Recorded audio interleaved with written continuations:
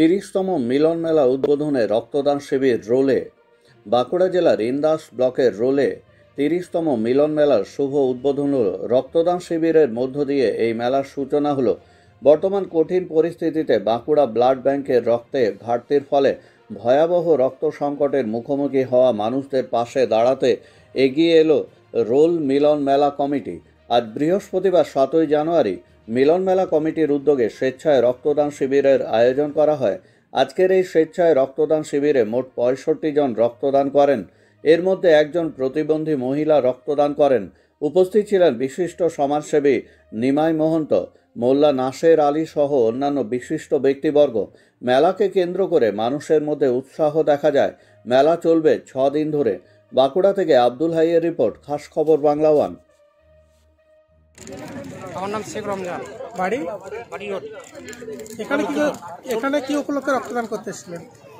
স্বেচ্ছায় রক্তদান করতেছি। এটা কি মেলা উপলক্ষে হচ্ছে? মেলা উপলক্ষে হচ্ছে, ঠিক আছে, কিন্তু স্বেচ্ছায়। প্রতি বছরই আপনি এখানে রক্তদান করেন না প্রথমবার? না, প্রতি বছর দিই না, এই বছর প্রথম দিলাম। এই রক্তদান উৎসব কি মেলা উপলক্ষে প্রতি বছরই হয় এখানে? হ্যাঁ। কোনো অসুবিধা হচ্ছে রক্তদান? না না না। আপনার নাম? শেখ রমজান। নাম? আমার নাম শিক্ষা। বাড়ি? বাড়ি সিঙ্গে। এখানে কি জন্য এসেছিলেন? রক্ত দেয়নি। কি উপলক্ষে এখানে রক্তদান হচ্ছে? মেলার জন্য। মেলার জন্য হচ্ছে। আচ্ছা। এর আগে রক্ত দিয়েছেন আপনি? হ্যাঁ, একবার দিয়েছি। কোনো অসুবিধা হচ্ছে রক্ত দিয়ে? না, এখন কোনো অসুবিধা হয়নি। এটা আপনি কি প্রথম থেকে, মানে কতদিন ধরে? হ্যাঁ, 12 বছর আছে। আচ্ছা।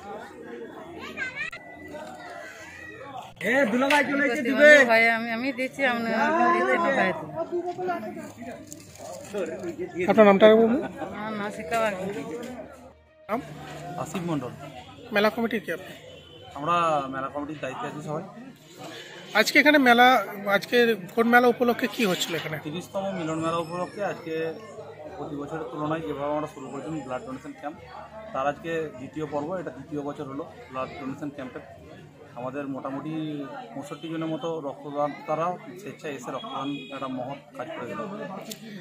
এখানে কি পুরুষ মহিলা সকলে রক্তদান করলেন? একদম, পুরুষ মহিলা সবাই মিলে এসে সমানভাবে রক্তদান করেছেন এবং গ্রামের সকলের স্বতঃস্ফূর্ত মানুষ যারা রক্তদানে ইচ্ছুক, এমনকি যারা হ্যান্ডিক্যাপ মানুষ আছেন, এরকম মানুষও এসে রক্তদান করে গেলেন। এই রক্তদানের মাধ্যমে কি বার্তা দিতে চাইছেন? রক্তটা মানুষের জীবনে বিরাট বড় গুরুত্বপূর্ণ জিনিস। সময়ে রক্ত চাইলে অনেকে পাওয়া যায় না। এই উদ্যোগ নিয়ে আমাদের সিনিয়র যারা আছেন তাদের মাথায় এই জিনিসটা আসে। তারাই ঠিক করেন যে রক্তদান করতে হবে প্রতি বছরের মতো। অনেক চাপ থাকা সত্ত্বেও অনেক কষ্ট করে একটা অ্যারেঞ্জমেন্ট করা হয় যে রক্তদান করতে হবে, কারণ রক্তের মূল্য অনেক, জীবনের মূল্য অনেক, সেই ধারণা। মেলা কি আজ থেকে শুরু হচ্ছে? মেলা আজ থেকে শুরু হচ্ছে, 12 জানুয়ারি অবধি মেলা চলবে।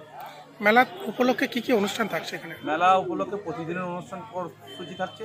এবছর আমাদের ডান্স জুনিয়রের গতবারের যে চ্যাম্পিয়ন স্মৃতি সরকার আসছেন, রাজু মিদ্দা আসছেন। এছাড়াও প্রতিদিন বিভিন্ন প্রোগ্রাম থাকে। কতজন রক্তদান করলেন এখানে? 65 জন এখন অবধি রক্তদান করে। এই কোভিডের সময়ে যে মেলা আপনারা করছেন, কি সতর্ক বার্তা থাকছে আপনাদের দর্শকদের জন্য? কোভিডের সময় সতর্কবার্তা মেনেই, যতটা ডিস্টেন্স মেনে মাস্ক পরে রক্তদাতারা রক্তদান করবে। সবশেষে আগত দর্শকদের কি বার্তা দেবেন? সম্প্রীতির বার্তা, যেটা তারা এসছেন এবং আমাদের সাথে কোঅপারেট করেছেন, এবং আগামী দিনেও এই যে 6 দিন চলবে সবাই সম্প্রীতির সাথে একসাথে চলবে, এটাই বার্তা। আপনার নাম এবং পরিচয়? আসিফ মন্ডল। রোল গোপালনগর চিচিঙ্গা ফাটিকা মিলন মেলার শুভ উদ্বোধনের দিন আছে। এই মেলাটিকে ঘিরে উৎসাহ কেমন এলাকায়? এই মেলাটা আমাদের মূলত সম্প্রীতির বার্তা বহন করে, কারণ এই মেলাটা আমাদের বিভিন্ন জায়গায় দেখবেন। এই মঞ্চটার নাম হচ্ছে সম্প্রীতি মঞ্চ, মেলার নাম মিলন মেলা। জাতি, ধর্ম, বর্ণ নির্বিশেষে সকলে মিলে এবং সমস্ত শ্রেণীর মানুষের অংশগ্রহণ, কৃষক থেকে আরম্ভ করে গৃহবধূ, বাচ্চা, মহিলা, ছাত্র সকলের অংশগ্রহণে এই মেলাটা করা হয়। মানে বিরাট মিলন উৎসব একটা 6 দিন ধরে আমাদের চলে এখানে। এবং এখানে প্রোগ্রাম হয়, সকাল 10টা থেকে প্রোগ্রাম শুরু হয়, রাত্রি 10টা পর্যন্ত চলে। মেয়েদের সংসার প্রোগ্রাম হয়, বা বাচ্চাদের প্রোগ্রাম হয়, বা শিশুদের প্রোগ্রাম হয়। লোকসংস্কৃতি এটা বড়োভাবে এখানে তুলে ধরা হয়। বাঁকুড়ার লোকসংস্কৃতি বা অন্যান্য জায়গার লোকসংস্কৃতির মেলবন্ধন, সেটাও এখানে তুলে ধরা হয়। এই যে মেলাটি চলে আসছে, কতদিন ধরে চলে আসছে মেলাটি? এটা 29 বছর হয়ে এবছর 30তম মেলা, এবং 30তম মেলাতে আমাদের শুরু অলরেডি হয়ে গেছে।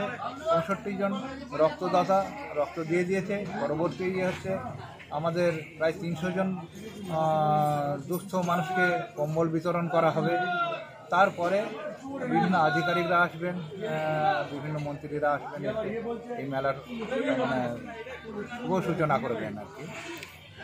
এই বছর তো কোভিডের সময় কি সতর্কবার্তা থাকছে আপনাদের পক্ষ থেকে? আমাদের কোভিডের সময় একটাই সতর্কবার্তা, যে সকলে মাস্ক পরে আসুন এবং স্যানিটাইজার ব্যবহার করুন এবং দূরত্ব যতটা সম্ভব মেনে চলুন।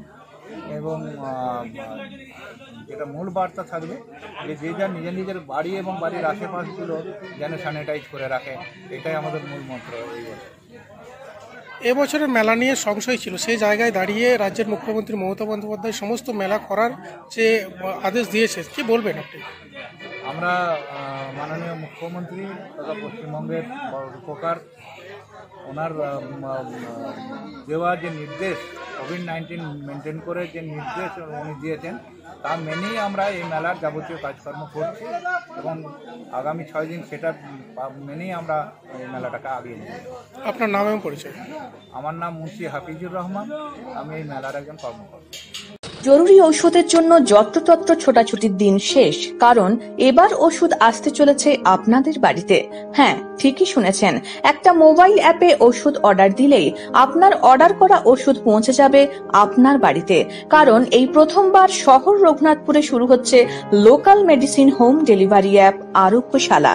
এই অ্যাপের মাধ্যমে বাড়িতে বসেই উচিত মূল্যে সব ধরনের ওষুধের হোম ডেলিভারি পেয়ে যাবেন আপনারা। ন্যূনতম 50 টাকার ওষুধ পাওয়া যাবে এই হোম ডেলিভারিতে।